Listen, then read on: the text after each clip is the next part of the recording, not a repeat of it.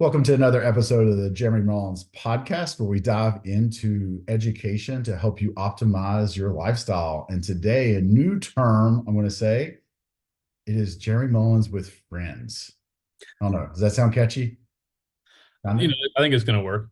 Yeah. Jeremy Mullins and his friends. I don't know. Maybe my friends are colleagues, so I don't know how that plays out. But anywho, I'm going to probably butcher your name, Vic. Is it Dr. Kizer? Is it just Kizer?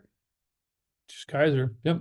I probably should ask that ahead of time to make sure I get it right, but I kind of like to go with the flow. But no, Vic is become a good friend of mine in the past few years. He is and I'm gonna probably butcher some of this, but you can fix it. The head of the exercise physiology department. I don't know if this is what it's called. I'm old school at Maryville University.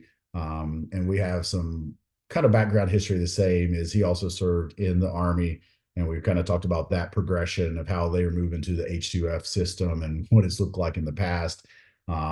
Your kids are a little bit older than mine, but we are going down that road of fatherhood and all those aspects. So give a little bit of background, on yourself. That way the listeners know who you are. And just so the listeners will know, we're going to have a kind of a standing call each week with bringing Vic on. But sometimes life may happen. We might not have it. So we might not be on like the show, might not be a regular thing, but we're definitely going to try to get together each week, whether that's to review some of the research out there, have offline conversations, or to film a podcast. Yeah, it'll be a great time. Um, let's see. Yeah, so I'm the program director for exercise science at Maryville University, and I am the director of our human performance lab here. I don't know this to be a 100% certainty because I haven't been everywhere, but I believe that we have one of the absolute greatest, if not the greatest, undergraduate labs in the country. I'm very lucky that Maryville believes in using technology to educate students. So they have funded a very nice lab for me. We pride ourselves on active learning ecosystem. All that means is I'm not just going to stand in front of a room and talk to you. I'm going to make you go do things. So like if we're talking about um, aerobic energy systems, and instead of only spending time in a classroom, I'm going to go make you run a yo-yo intermittent recovery test, a fancy version of a beep test, or from your grade school days, a pacer test.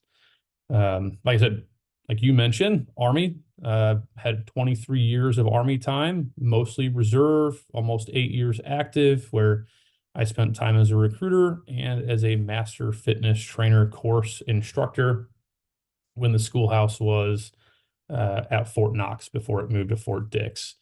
I had just commissioned and they moved it to Fort Dix to put it under the NCO Academy. So they fired all of us officers with education. And just for the listeners know, so the Army has its own not its own program, its own certification, to train soldiers up to help influence exercise in the Army. We can look at how it went wrong, where unfortunately a lot of times what happened is if you had a really good PT score, they would just send you to that school, right? And that person might not have the passion to be an instructor or to be a coach. They were just a good quote unquote athlete. So just my little 2 cents of I would say the worst part of it is that last piece of it. They were just a good athlete. yes. And I'm not trying to talk trash on any version of the physical fitness schoolhouse, but you know how the Army works with PCSing or moving to a new duty station. And oftentimes it's just somebody who really enjoys working out that gets their branch manager to place them in a position at the right time, and they get to go work there, and they might not have the educational backing. I can promise you that from the highest levels, and the two of us went to the Holistic Health and Fitness Symposium last year, they are trying to utilize science and they are trying to do things right. But as any of you would have seen, there's a lot of misinformation out there in the world, and we are trying to combat that. as best we can, and just try to move in the right direction. Well, and that's honestly one of the reasons, that I started the podcast, is I wanted to be able to provide information that the lay person, when I say lay person, like with all respect, I always say this, you take me out of the scope of nutrition and exercise, I don't know much, right? Like I say this all the time, like, there's a reason our toolbox in our house is purple because Katie's the one that fixes things and around the house, and she definitely changes the batteries out of the fire alarms because I can't reach those, and she can just reach it and change it. So, but no, I'm excited to have you as part of this. As once again, I'm going to term it, friends of Jeremy, where you'll come on regular. We'll just talk about stuff, and kind of educate, right? It's not going to be a full blown college brief, but the user or the user listening, I'm thinking of my app, the listener will be able to take information away, which is always my goal. Like I just want to sit here, which would be fun just to catch up and talk about history, but the user, the end user, which is the listener, can take away, okay, what do I need to do? Would this benefit me? And today we're going to dive into creatine and just talk about the benefits of it, kind of a little bit of the history of it, and how it can be utilized as a powerful supplement for overall health. And I think I like to lead with that now versus, in the past, we always thought of creatine just as a sports performance supplement. But now really like a lot of the data and research coming out, like I'm pushing it as a wellness supplement, not just performance anymore. Yeah, and obviously I've seen a lot over the years in the field and what people are pushing. And I've got a couple articles pulled up here that we can talk about. Obviously, we're going to try to keep this, like you said, to the lay person as much as possible and not try to get too scientific. But the International Society of Sports Nutrition put out a position stand in 2017, and their focus was safety and efficacy of creatine supplementation, not just in exercise, not just in sport, but also in medicine.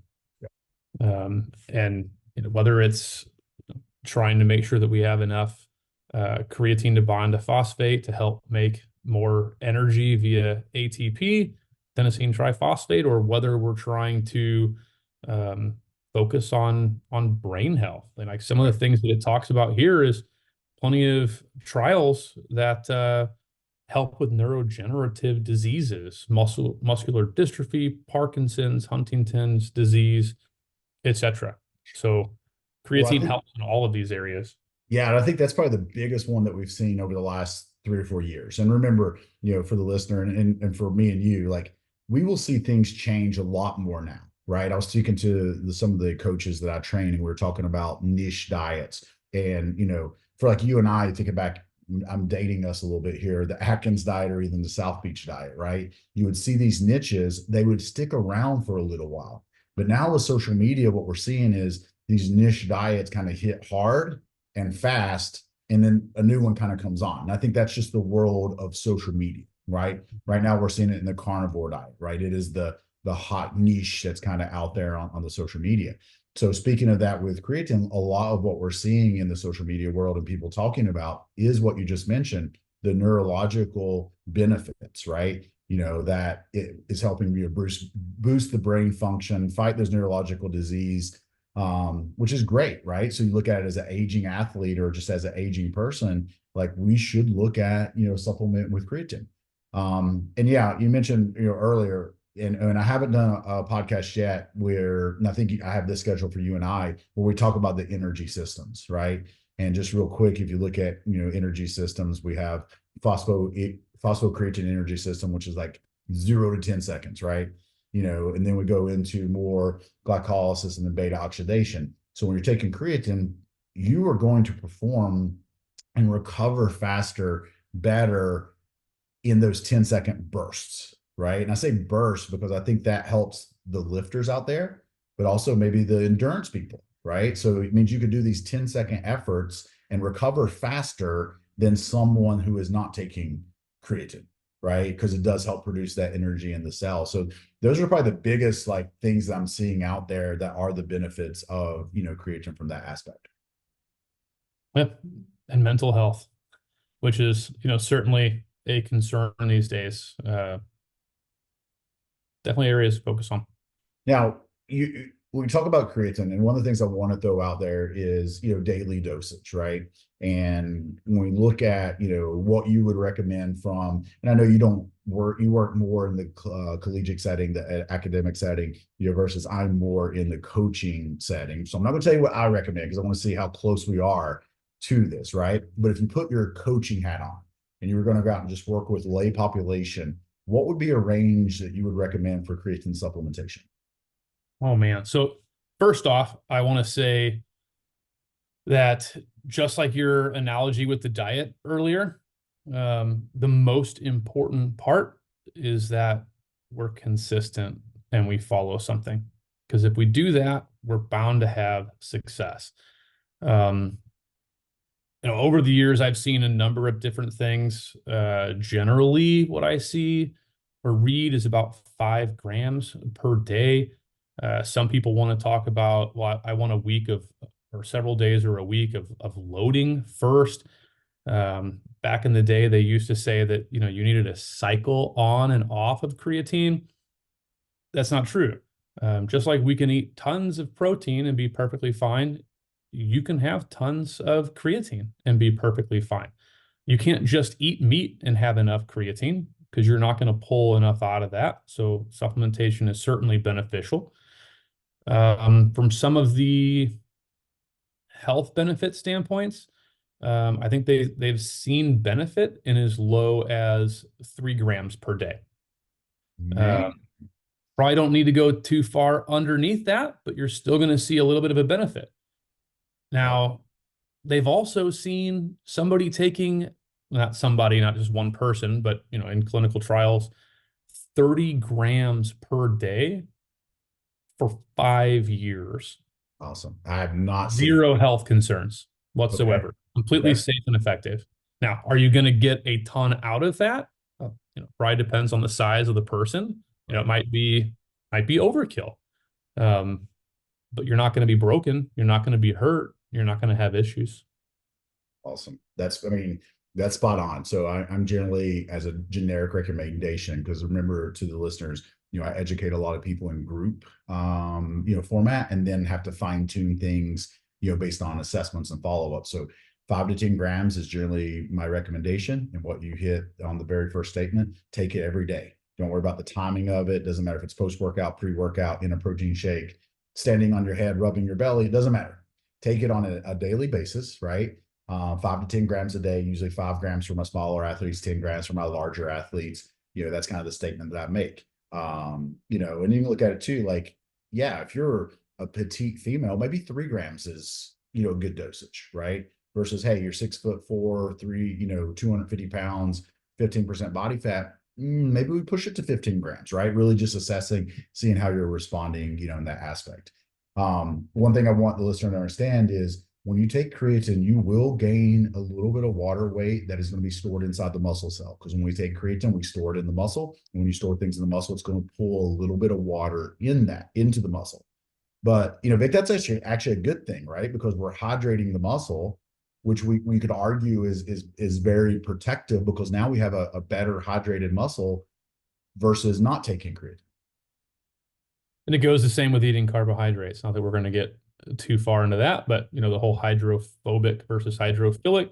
Carbs are hydrophilic, so are the creatine piece. So we're definitely going to have more water, definitely going to be more beneficial for the cell. Yeah, the original, we go back and we joked a little bit offline with this, was we talked about, back in the day, we saw some stuff coming out like, okay, don't take creatine. It's going to, dehydrate you, could cause, even death was, some of the stuff that you're seeing. But a lot of those, they started looking at, okay, it wasn't the creatine supplementation that happened to the athlete. Excuse me. It was the fact that they were out in, 100-degree weather in a solar suit, doing 2 days, right? And they got dehydrated. But what are some things that, maybe someone needs to consider when taking creatine, either from a GI standpoint of having an upset stomach, or, we talked about a little bit of the water gain. What are some things that they would want to look at from the aspect, and what should they expect positive benefits from it as far as something they can see relatively quickly? So I think one thing I was going to add in, whenever it comes to dosing, I think the most important thing that we can pay attention to is how things are changing for us. You know, we always say that we've got five senses, but there's you know, a movie here or a wives' tale there about a sixth sense. Consider that your intuition. So if you start taking something, analyze it. Like, there might be a little bit of a placebo effect in there, but take notes, journal, see how it is that you feel. You know, generally speaking, creatine monohydrate is what the vast majority of people should take. It's extremely cheap, all things considered. It's, you know, when you start getting into some of these, you know, fancier versions that of different processing, that the price goes up. For most people, it's not going to be necessary.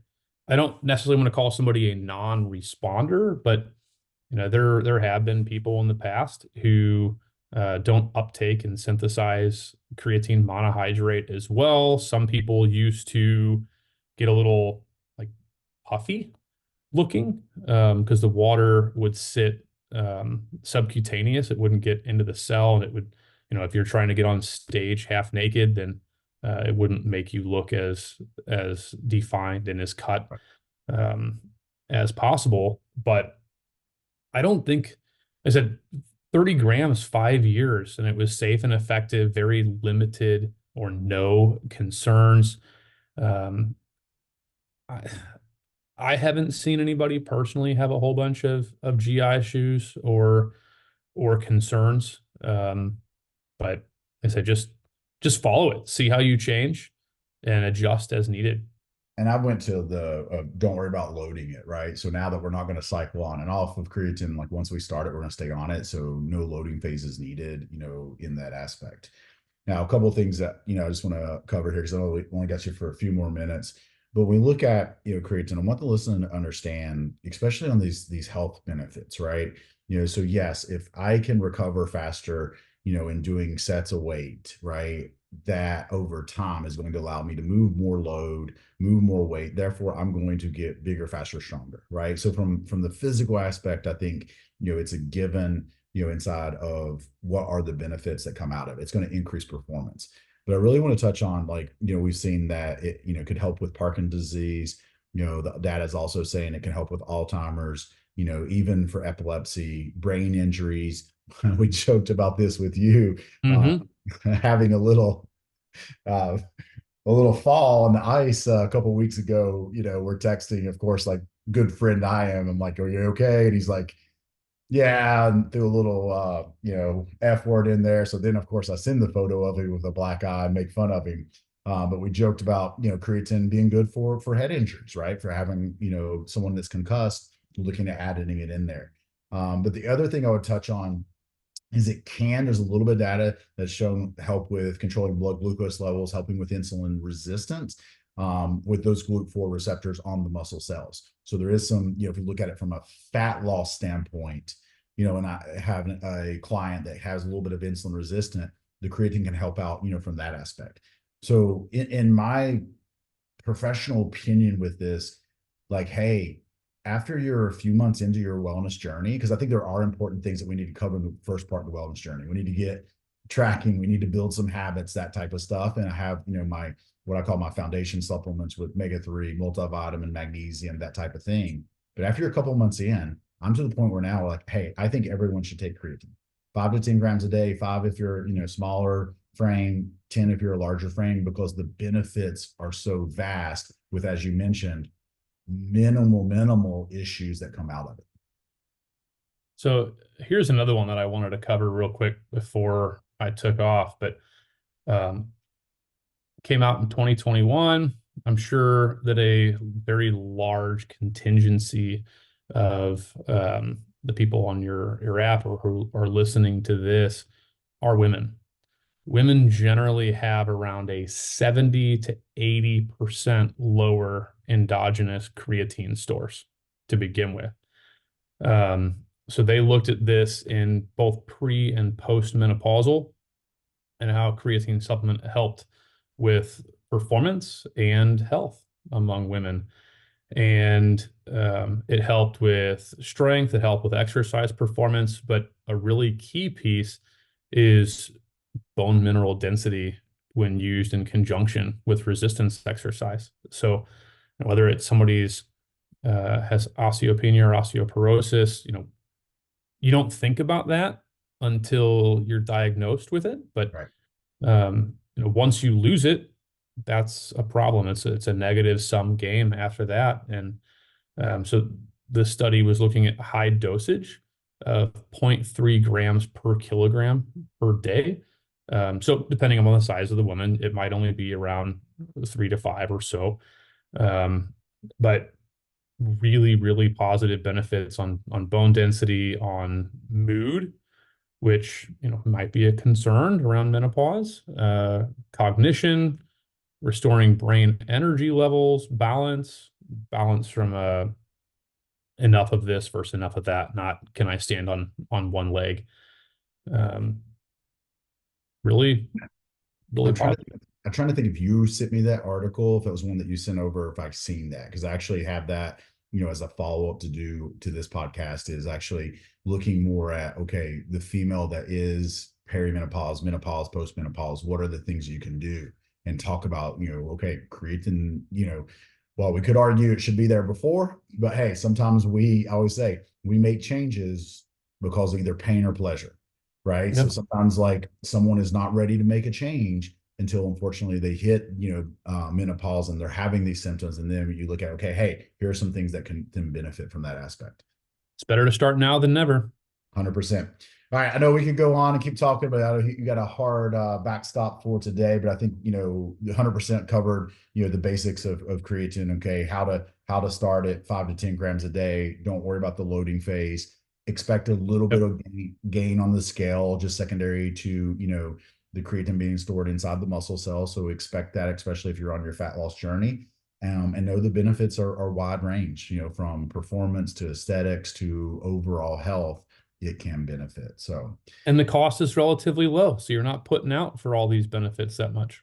100%, like you look at, it's almost like a parallel there is vitamin D, right? So they both are so cost effective, in the sense Yep. of like how much they cost relative, that it makes sense, right? The only, like, I'm just holding off recommending it as a blank supplement, that I ethically, because I always say, like, I ethically feel okay saying everybody needs omega-3, everybody needs a multivitamin, everybody needs magnesium. Like, I feel ethically just blanket staying that. Creatine, I like to wait until I'm about 6 weeks in, 8 weeks in working Yep. with someone before I say, okay, now I want you to start this. So Vic, appreciate for your time today, brother. Look forward to having you back on here for multiple episodes with Jeremy with friends. I don't know, Reno might have me change the name, but that's what we're going with for now. Listeners, I hope you have a great day. And once again, thank you, my brother. All right, have a good one.